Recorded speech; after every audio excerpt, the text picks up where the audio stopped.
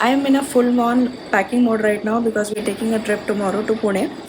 And not only that, after Pune, we are going to Dapoli, which is about 6 to 7 hours long car drive. It's gonna be a very hectic journey. But anyways, every time I have to travel with my toddler, I get super nervous, and the only way to calm myself down is to start packing early on. That's why I'm packing today. Besides that, I'm going to show you a few things that I've curated along the 6-7 trips that we have taken in the past. So I'm going to show you everything that we have picked because of a ton of mistakes that we have made, so that you don't have to make the same mistakes and save time on your packing. Let's go. Let me show you the must-haves to travel with your toddler, and it will cover you for every season. Now I have already kept the diapers in here. With diapers you definitely need wet wipes. Although we only use it for emergency situations, and I prefer to wash my kid with soap over using these wipes. Next we have these disposable dry mats. They come in handy when we want to change diapers in the car or train, etc. And it's a must, especially if you have a long journey. This is actually a swaddle, but the fabric is quite soft, and I've been using it as an extra cover in flights because it can get a bit chilly in there. It keeps my baby warm and cozy for a comfortable sleep. I keep a separate set of clothes because we're going to take a 6-hour long journey and he has puked during car rides. I don't know if it's a common issue with all kids. Let me know if your kid also does this. Next, I like to keep a jacket like this during long car journeys. We always take a pit stop for breakfast or tea or something, and so I keep this kind of jacket in case it's chilly outside. If you're traveling to a colder place, you can replace it with a warmer jacket and keep it handy for such pit stops. Next is this raincoat. Since we are going to Pune and it's monsoon season there, I keep this in the diaper bag again so it is handy. I don't have to reach for the backpack, which is usually somewhere at the back of the car with the rest of the luggage. Then we definitely need these face towels, very important to keep them.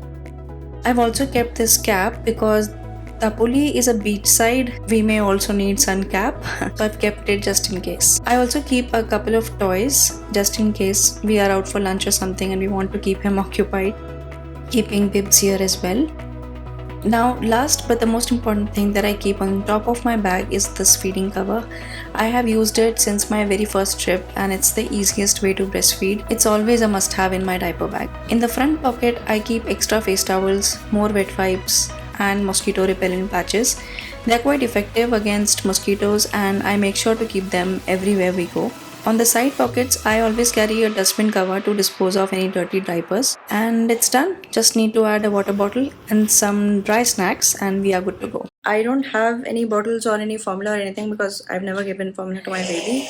I have relied on this feeding cover to...